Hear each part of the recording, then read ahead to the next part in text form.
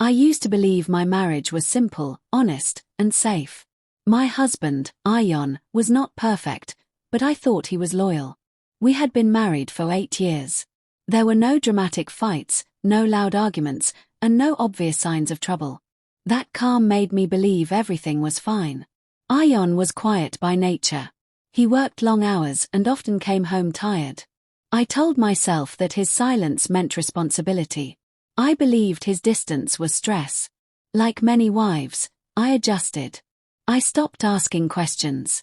I stopped expecting long conversations. I learned to be patient. Every morning, I prepared his breakfast. Every night, I waited for him to come home. Sometimes he smiled, sometimes he didn't. But I never doubted his honesty. I trusted him completely. Trust, I believed, was the strongest part of our marriage. Friends often told me I was lucky. He doesn't argue, they said. He provides for you. I nodded and smiled, even when I felt lonely. I thought loneliness was normal in marriage. I thought love changed with time. There were small signs I ignored. His phone was always on silent. He guarded it carefully. If I entered the room suddenly, he would lock the screen. When I asked who he was texting, he said, "Work." I believed him without question. I never checked his phone. I never followed him. I never doubted his words. I was proud of my trust. I thought suspicion destroyed relationships, so I avoided it completely. At night, when he slept beside me, I felt safe. I believed I knew the man next to me. I believed marriage meant knowing everything about your partner. I didn't know that the life I trusted so deeply was built on half-truths. I didn't know that silence can hide secrets.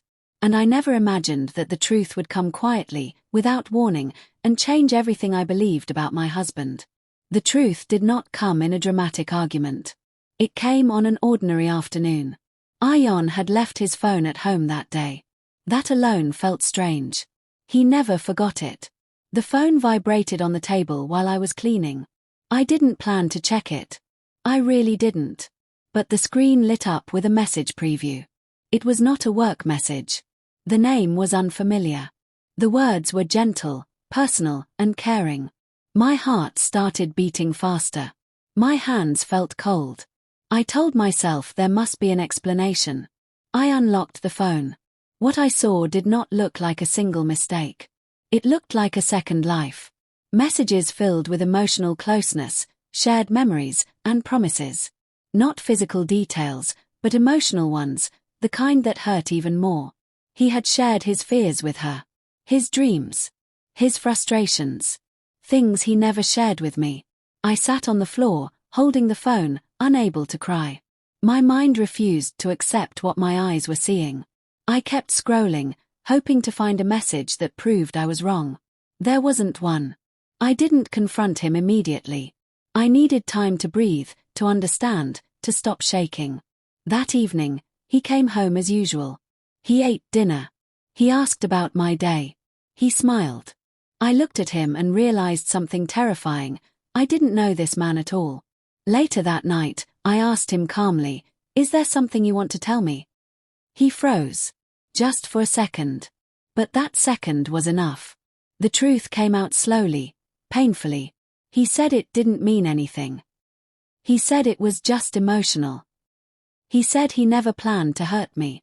But betrayal does not need intention to destroy trust. I didn't scream. I didn't cry. I felt empty. Like someone had removed the ground beneath my feet. That night, I understood something important. The truth doesn't always come with noise. Sometimes it arrives quietly and breaks you silently. After discovering the truth, life did not stop. That was the hardest part. Ion apologized. He promised to change. He said it was over. He begged for forgiveness. I listened quietly. I nodded. But inside me, something had already broken. Trust does not return with apologies. Every day after that felt heavy. I watched his actions closely. Every late arrival felt suspicious. Every phone notification made my heart race. I had become someone I never wanted to be, anxious, alert, and afraid. I blamed myself. I asked myself if I wasn't enough. If I had failed as a wife? If my silence had pushed him away? These thoughts haunted me at night. I didn't tell anyone. Not my family. Not my friends. I carried the pain alone. I smiled in public and cried in private. Silence became my shield. Ion tried to be better. He spent more time at home. He spoke more kindly. But something was missing. The innocence was gone. I realized that betrayal changes the past as much as the present. Even happy memories felt fake now. I questioned everything. Some days, I wanted to leave. Other days, I wanted to forget.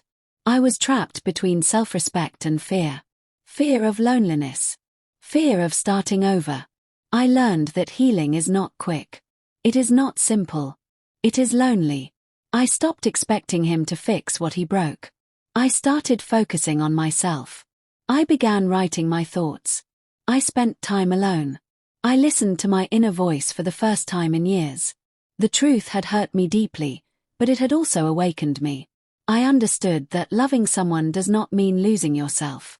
The truth about my husband changed me, but it did not destroy me. I realized that my worth was not defined by his choices. His betrayal was his failure, not mine. I stopped living in fear. I stopped checking his phone. I stopped waiting for reassurance. I focused on rebuilding my confidence. Whether I stayed or left was no longer the most important question.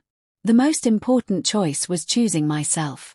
I learned that trust should never be blind. Love should never require silence. And marriage should never cost your self-respect. I don't know what the future holds. But I know this, I will never ignore my intuition again.